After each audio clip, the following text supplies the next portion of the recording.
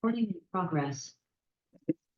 Hey, thank you for joining my call, and I'm super happy to be here and to share everything I know about living off grid and living sustainably.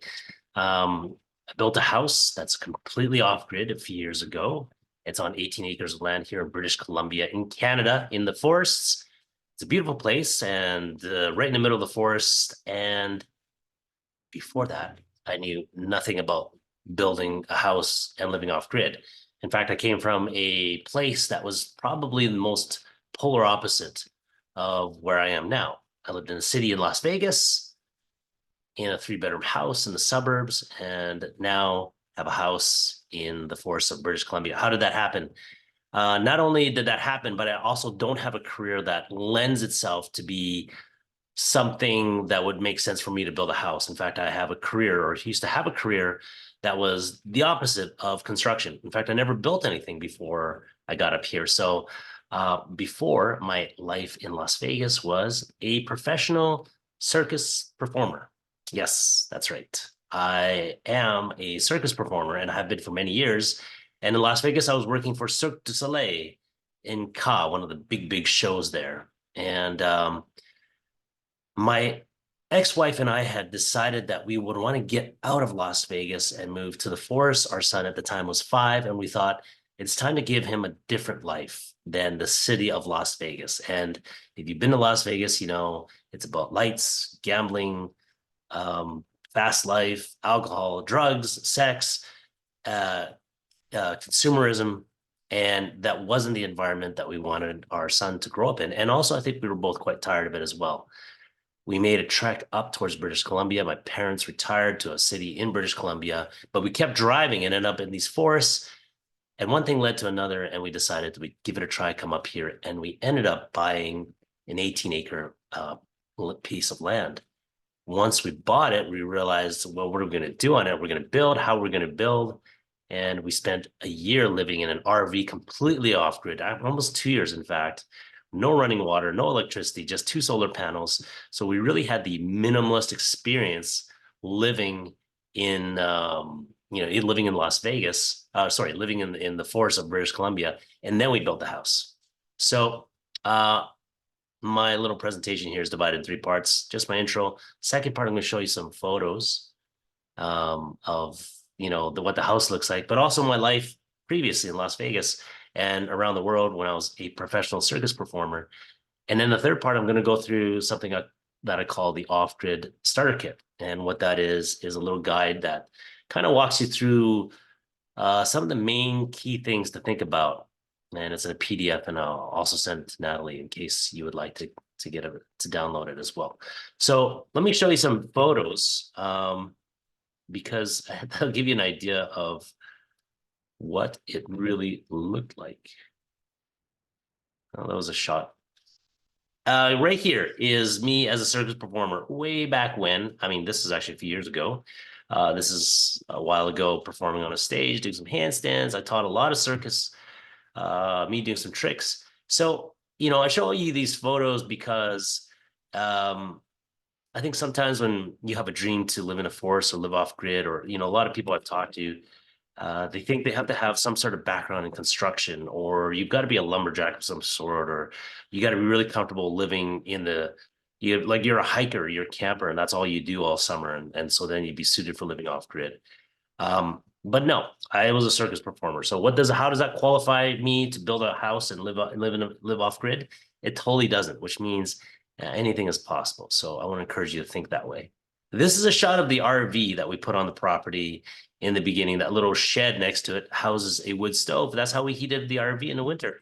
It's totally janky, but it works. That was the first day of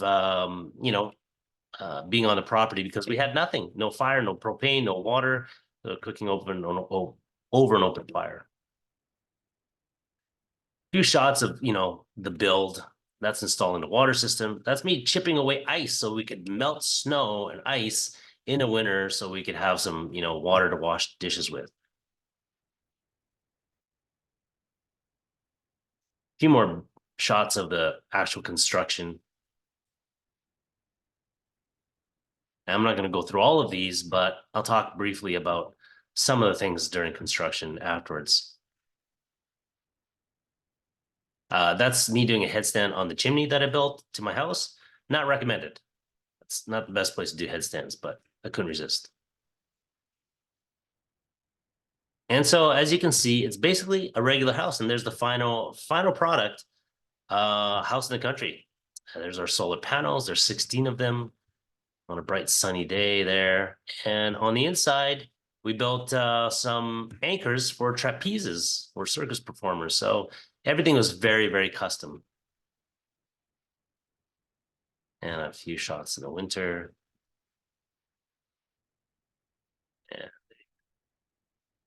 So anyway, so just a few pictures to show you that, yes, I was a circus performer. And yes, I actually built a house and that's what it looks like. So I want to go to the next part, which is talking a little bit about off-grid living, the starter kit that I wrote, and kind of take you through it a little bit. So let me take you through the first few pages. There you go. As you can see,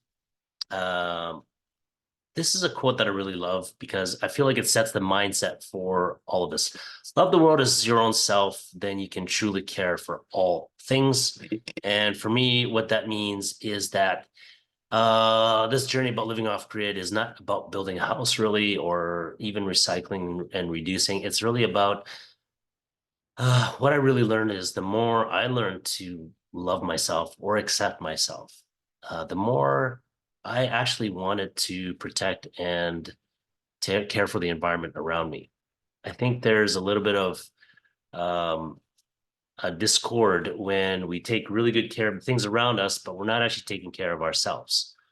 And if you take the approach of going inwards to outwards, so start with what happens on the inside first, and that's going to permeate outwards.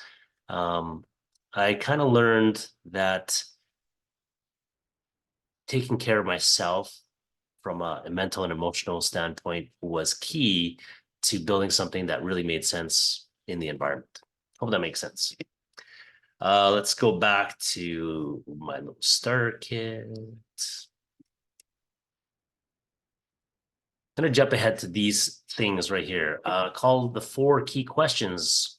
Number 1, what drives you? So before you start um, doing any kind of build, you really have to understand for you what your why is, because you will encounter many, many, many challenges along the way, whether it's over budgeting, whether your construction guy doesn't show up on time or at all, or something breaks during the construction, or you build something and it doesn't go quite right, or maybe your relationship suffers, or maybe your family is on board, but then they're not on board. Maybe you're looking at a piece of land, you put an offer on it, and you're all gung-ho about it, and you sell your other property, and then the deal falls through. There's so many ways that things will present themselves as challenges. What is your real why behind all of this? And I actually didn't completely know right away, but I knew I was very passionate about living off grid and living sustainably as much as I could. And I think in the end, again, going back to that quote, it's about returning to the sense of self-love. The more I take care of the environment, it's a reflection of actually what I want to do for myself, which is really practice self-love. I think that is one of the hardest things that I have as a challenge, is to consistently, daily, moment by moment, practice self-love. If I can do that, I think I can also direct that more effectively to the people and the environment around me. The environment being the people, being the trees, being the land, being that piece of plastic that I just chucked out the window because it's a piece of plastic. And it all comes down to mindset. That's my belief. The other one is, are your relationships solid? Number 2, as you consider moving to some sort of sustainable build or making a big move from the city into nature, you're probably going to do it with a group of people, unless you're single and by yourself. But maybe you are in a relationship. Maybe you have kids. Maybe you're going to bring your parents with you. Who knows? Maybe you're going to do this with your best friend or partner. Really question and ask, is your relationship solid? Are all your communications in line, and are you able to weather the storm together? And kind of ask those questions. That was the 3rd point, about how well do you communicate. And number 4, what is your exact dream? align your visions exactly and do it as much and as long, spend as long as you can preparing, writing it down, each one, maybe writing down a few paragraphs of what you want, getting out vision boards and cutting up pictures or putting to a collage on Pinterest and see if those things line up. You do it on your side, I do it on my side. Don't do it together. Somebody might compromise because, oh, I want to do it your way then. So make your own separate visions and then compare them and see if they aligned. That is one of the most key things that I think I didn't do in the beginning. And even not talking about the build or sustainability, creating a grand vision with two people, or maybe it's three people. Maybe your kids are older and they need to have a say. So align it with that first. That's my number one point. I'm going to talk about a few essential components, and let's take a look at that. And the first one is mindset. And the first most important thing before you even design anything or build anything is, what's your mindset? How are you going to approach this whole thing? And the reason why I think this is so important, back to that there. The reason why I think that's so important is because if you bring your mindset, the way you think about energy use and the way you live from the city into the forest, I think you're going to have a lot of failed expectations. You're going to be very disappointed, or you're going to build the house improperly. You're going to build it basically not efficiently. So the first question I asked was not how do I just transfer my standard of living from the city into the forest? First question I asked is, how do I reduce my dependency on energy, period, or resources? How do I do that? How can I minimize my dependency on using electricity, using water, using heating, using cooling, which uses power of some sort? And what can I live with minimally in terms of space, in terms of storage, in terms of some of the uh, more comfortable luxuries of modern day living, garages and all that kind of stuff, right? We kind of take it for granted living in a city. You can leave the light on, big deal. You get charged a few more cents, dollars at the end of your energy bill. You leave your lights on an off-grid battery-powered system house, and you come back home with no batteries. So it's very different. So the first thing is, how do I minimize my use of electricity? What can I do? And starting with that question made me design differently. So a lot of people, when they start thinking about sizing for solar panels, especially maybe, oh, I'm going to go to a cabin or build a house off grid, is what they do is they calculate using many online calculators how much electricity you use. I run the dishwasher, I turn on the lights for this long. I've got my television on and it uses X amount of kilowatts. And that's how much I need to bring into the country. And suddenly you have this massive requirement for a huge solar system and lots of batteries, and the system is twice as expensive, let's say. Okay. So think about how you can minimize your use of electricity. I'm going to get into that next here. So that allowed me to start thinking about the most important thing, which is called the building envelope. The building envelope is basically your walls, your roof, your floor, your doors and windows. So everything that creates the shell of the house. And I started thinking about that because um, one of the most important things about the building envelope is that it's efficient. And one of the most important things I did with the design was I took my design to a professional who did energy audits, and they plug your design, the size of your house, the walls, the type of windows you plan to use, the type of insulation you type to use into a software, which does a calculation of your energy efficiency of your house. That was amazing because I was able to at least get an estimate of how efficient my house was energy wise before I even built it, right? Even before I went to like final designs. So we experimented with different types of materials, different wall thicknesses, different types of windows, different shapes of the house. And it turns out the most efficient shape is a square or a rectangle, just four walls. And from that energy audit, I was able to already simplify the design so that the energy was straightforward and simple, like the amount of energy used. So we didn't put any nooks and crannies into the wall, and we didn't make like an entire wall out of made of windows. which would have resulted in more energy loss, right? It also affected how big our overhangs were because if the sun wasn't shining through the windows and it was protected by an overhang, then we're saving on cooling in the summertime, right? We're not trying to cool the house because the sun is shining in through these giant, beautiful big windows, but it's toasting everybody inside. Okay, so those are the considerations on that one. Let's jump ahead to the next one. And the next thing I learned about living off grid was that water is the most important thing on the planet. And I know it's cliche. Everybody knows that you drink water, you're made of 75% water. But when you start living in a condition where you actually really have to get the water yourself, it doesn't come through a pipe, you know, powered or functioned by operated by the municipality. Um, it becomes really key. When we moved onto the property and lived in the RV, there was a well on the property, but the first thing I did was install a hand pump because we didn't have power to drop a regular well in there. So I bought a hand pump, a modern hand pump, and there I am in this picture, and I'm pumping water every few days by hand, and it would take 2 hours to fill up a 500 liter or 200 liter cistern. So it took a long time. And so when you work for your water, guess what? You don't waste it. And so we made it through every day on less than 5 liters of water a day, which is totally unheard of. Like, look how many liters it takes. You flush 5 liters of water when you flush the toilet once. And a day, and one day for a family of 3 in the RV, we managed to get by without using more than about 5 liters because it was a lot of work to get the water once we installed the pump. Before that, it was even more work because we would melt snow and collect rainwater and all that stuff. Um, so when you work for your water to get it, you realize how valuable it is and how much you want to preserve it, and also how little you actually need.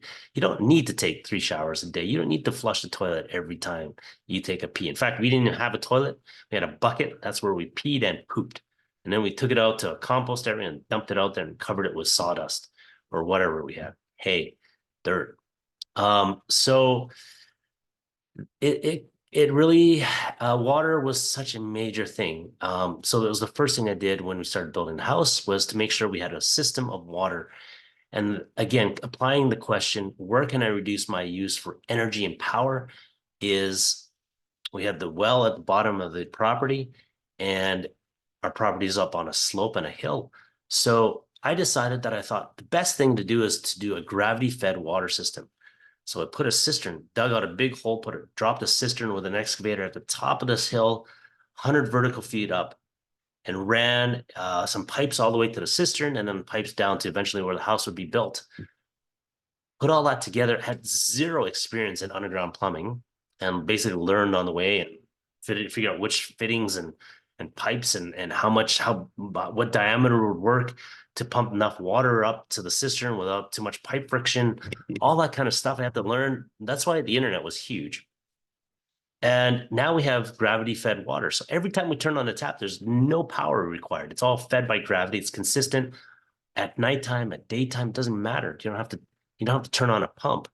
And every time you turn on the water, even if it's in a city or in a country, usually in regular houses, a pump turns on or a pressure tank turns on. And that's how you get your water because there's electricity. So again, reducing your need for electricity. Of course, to get it up the hill, we need electricity, but we installed a solar powered pump at the well. So when it's sunny, we pump the water up because it's sunny. And then at the end of the day, or the rest of the time, we're just using gravity fed water. So that's one thing to talk about. The next thing is electricity. So what happens with electricity? Everybody thinks the first thing, oh, you're living off grid, how many solar panels you got? Kind of important, but not exactly the main question. The main question again is, how do I reduce my dependency on electricity? How do I make sure that I don't need as much electricity as I think I need or as I use in the city? And the first thing that we did was we wired the house for something called DC power. And if you know something about DC power, you may know something about AC power. AC power is the electric current that runs through your house. It's that plug that you see with the 3 prongs. And DC power is anything that runs off a battery. It's called direct current. And so you have solar panels. DC power is the native power that comes out of solar panels. It goes into the batteries. And so your house runs on DC power. When you invert DC power to AC power, you have a power loss. So a lot of people build these off-grid systems and then they keep everything that they need to run power on an AC circuit. In other words, they're getting DC power in from the solar panels, and then there's a 10 to 30% power loss when you invert DC power to AC power. Here's the kicker. When every time you plug in your computer or your phone, those are battery operated machines. And those blocks that you stick into the wall outlet that go to your phone or your computer, those are converters that convert DC power, AC power back to DC power. And there's another power loss. How do you know? When you touch those blocks, they're warm. That heat represents power loss.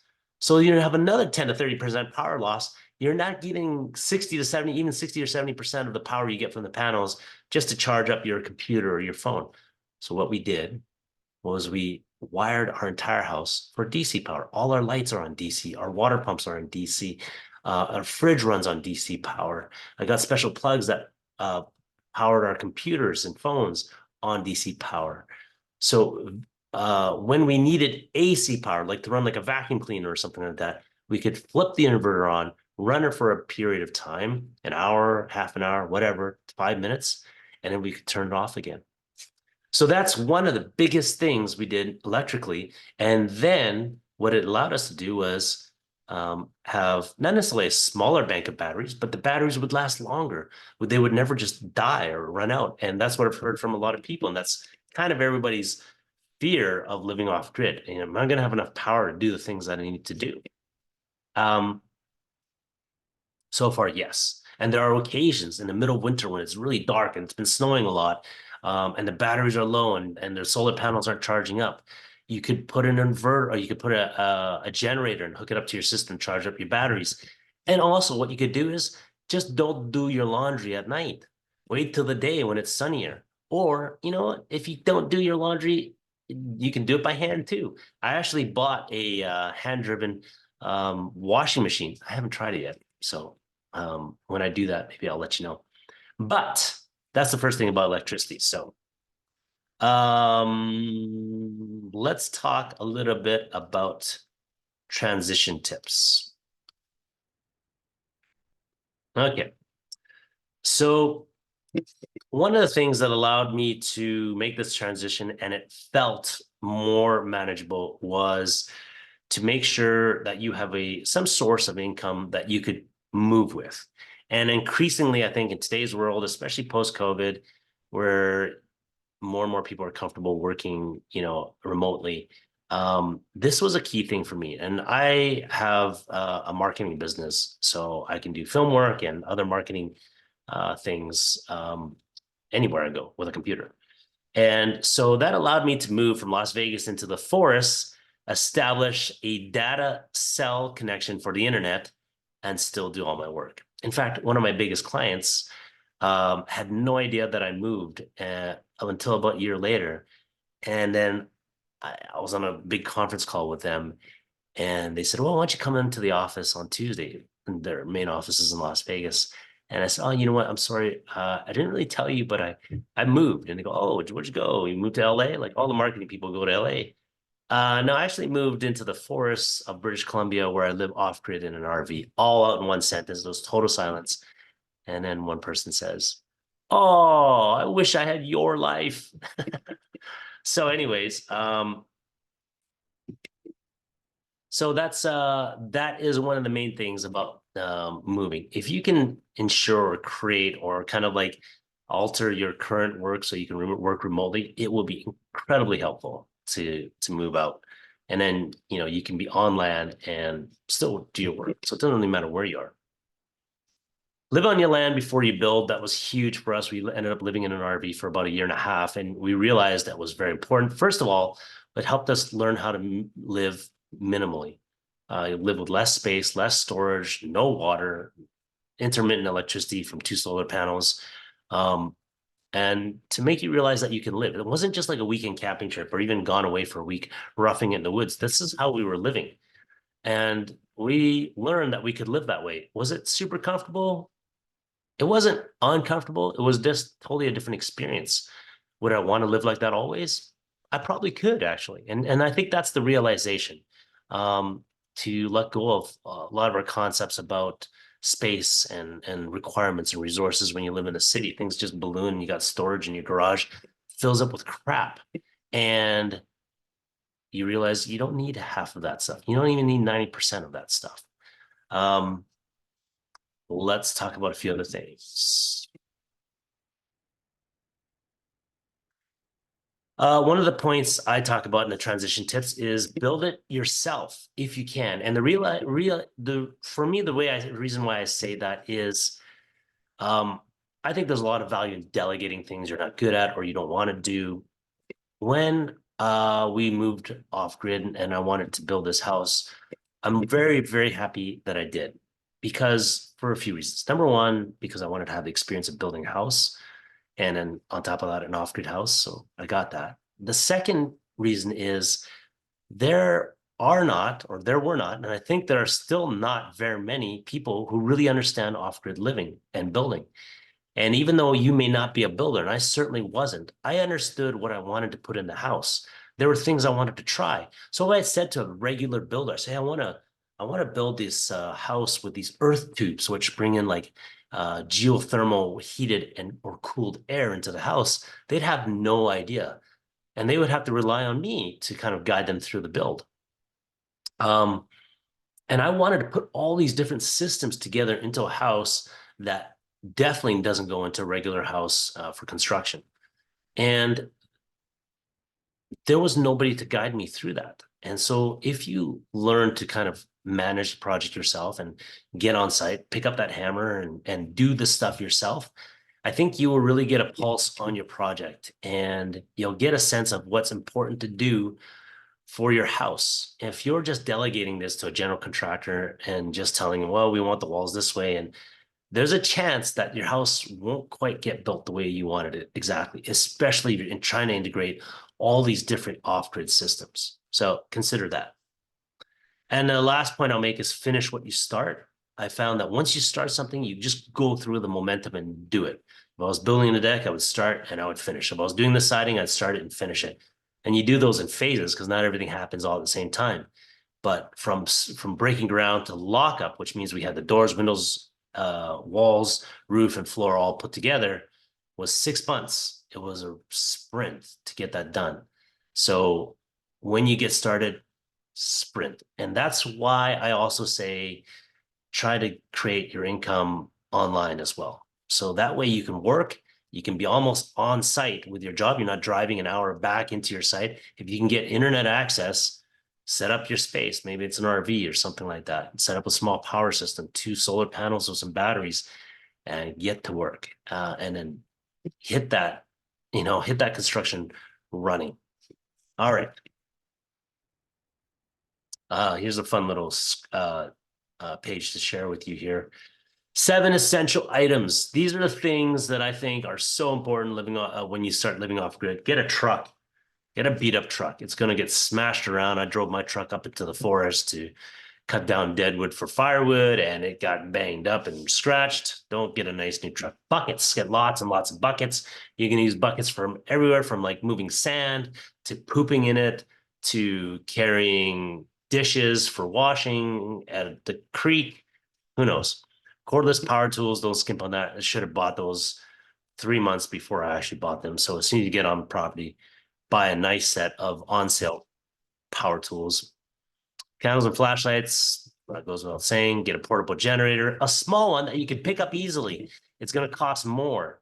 You can get cheap ones for like 600 bucks, 700 bucks. Don't get those. Get the nice Honda ones for 2,000 bucks. You won't regret it. You're going to use it a lot to power your construction tools or whatever. And get one that you can pick up and move quite easily with a full tank of gas in it. You'll thank me later. A splitter axe, you're going to be chopping a lot of wood, and internet access. I already talked about that. Try to ensure internet access. A lot of your buildings, I was literally installing the water pumps and going online to see how to install them, watching the install videos, right? So I'm in the middle of the forest watching YouTube videos. It's hilarious. You know what? You might be saying, hey, I don't know. I don't know if I can do this. Well, I'm not suggesting you go out there and build a house in the forest right away. What I'm suggesting is you start small. And one of the things is a few suggestions. This sounds almost benign, sounds like silly. Let's say you're living in a city, but this is how I started, just kind of like slowly shifting my mindset. And one thing I did, what sounds completely dumb, but I didn't flush the toilet. I'd pee and then we'd all pee a few times in the toilet. And yeah, it was yellow and it was kind of stinky a little bit and leave a stain in the bowl. And then I flushed once or twice a day. And just that is a change in mindset, right? Because guess what? When we got to the RV, we never flushed because there was no water. We just peed into like, first we peed into sawdust, right? And then we got tired of collecting sawdust. We just peed into the bucket. It's the same thing. Doesn't matter. And then we pooped, and it was like first it was all fancy. We sawdust, covered it with sawdust, and after a while, like screw the sawdust. We'd go outside and grab some leaves and throw them on top. Good enough. So, next one, turn off your power appliances. Yeah, of course you're gonna cut down on your power bill. Mhm. But what you're really trying to do is you're gonna train yourself to use less energy. How could you? Walk or bike? No, just use your legs. Get around by yourself. Eat food from the wild. This was really interesting, right? Because we know food comes from somewhere, nature-ish, maybe, but now it's like coming from factories too. Um, make an effort to go out somewhere and forage for berries or mushrooms are very good, but you got to read up about them. Don't eat the white ones, poisonous. Um, but when you forage for food, or maybe you hunt, or maybe you're fish, those are things that kind of make you realize, hey, wait a minute, food comes from somewhere. And when you know the source of it, remember I told you the story about pumping my water? When I pumped my water, or we went to the a spring to like collect water in these jugs, and that was our drinking water, the value of that resource just skyrocketed because you could see the resource, you could see the origin.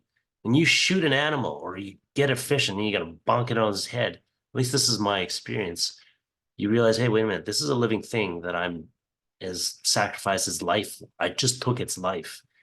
I'm not going to waste this food. Now, I don't think everybody thinks this way, but I think we need more people to think this way. So I'm inviting you to consider approaching food and water in that same mindset. Go get it yourself. Once you get it yourself, your mind starts to change that way. Throw nothing away. Let me hop back to here. Throw nothing away. If you can, limit your garbage can to like one bag of garbage a week, let's say. Maybe you throw your garbage out in the kitchen every like 3 days. Okay. Try to extend it to a week, once a week, a bag every week, and then once every 2 weeks, and then once a month, and then once every 3 months. And then maybe, and I haven't done this yet, one bag every year. Wouldn't that be amazing? Could you do it? What would you have to do to change in your life to be able to throw one bag of garbage out a year for your family, not just for yourself? Well, let's say you have a family of 3 or 4. What could you do? What when you ask yourself those questions and challenge yourself that way? So I am about one bag every 3 weeks, maybe 4 weeks. And it depends on how everybody else in the household does. Some people come over and they're just gonna throw a bunch of crap in the garbage can, but we have ways to recycle everything, everything, everything. And also when you buy stuff, how can you buy stuff with less packaging too? So those are some of the tips. Oh yeah, here we go. Let's show you this. Okay, that's my book. It's on Amazon, and it's called the Off-Grid Living Guidebook because it is the book that I wish I had when I started building my house. Okay, so when I started building my house, I was running around to one expert, to that expert, calling this person, doing all this, literally watching YouTube videos and reading articles 2 hours a night to try and figure out what would be the best system because I knew in like 3 days I had to like pull the trigger on a purchase of like which type of roof is the best and most efficient and long term for the money I'm going to get. Right. So, uh, fortunately, I think I'm a very good researcher because every choice that I made has resulted in very, very good results. So it's been quite a few years living in this house, and that's great. Um, so that's the book. It's on Amazon. Type in Off-Grid Living Guidebook or Alvin Tam, and you'll find it. Amazon.com or Amazon.ca. A few final tips to kind of share with you. Oh yeah, buy my book. Yeah, that's the best tip I have for you. And number two, make three choices to live greener. Try it. You know, try try it tonight. Pee in the toilet and then don't flush. Maybe you already do that. So pee in the toilet like 10 times and then flush. I always say number two, you can flush, right? It's just stinks. But like peeing, really. I let mine like mellow yellow. If it's yellow, let it mellow all day. So the most important thing, regardless of where you're on this journey, maybe you're just kind of curious, or maybe in your heart you're like, man, I want to get the out of the city and start a new life. And I want to do that, but everybody who seems to do that, they already looks like they're like construction people or they're like hardcore campers or hikers or backwoods people. Not true. Not me. I was from the city in Las Vegas. I grew up in cities my entire life. On top of that, my profession had nothing to do with building houses. Definitely not as a circus performer, and um, and we did it. So a lot of trial and errors. These were some of the tips. You can email Natalie, and I'll send her the PDF for this one. But I really want to encourage you to get out there and give it a try. If whatever spectrum it is, it doesn't have to be like I'm going from the city, I'm going to go buy land in the forest and then build a house. That's kind of one extreme. But it could be I want to start learning about it. And you can buy my book. You can read other stuff, watch a lot of YouTube videos, lots of free stuff out there too. So start somewhere though. This is what I encourage you to do and start incrementally. I did. Didn't just wake up one day and go, I'm going to build a house. It started slow. We put solar panels on our house in Las Vegas. We started recycling. I made a compost in Las Vegas in the city. Um, yeah, I started thinking about my water usage. So I'd really cut down on my water usage in Las Vegas. At that point, I was thinking of almost buying like an electric car, but they weren't quite as good at that time. So anyway, those are all like starter points. So the idea is not this talk is not about quitting your job or lifestyle in a city and building a house in the forest. This job or this presentation is about slowly adjusting your mindset. And ultimately, what I believe, it's about really learning to love yourself. The more you learn to love yourself, the more you will take care of things around you. Thank you very much for spending your time with me. And I look forward to talking to you soon, someday down the road.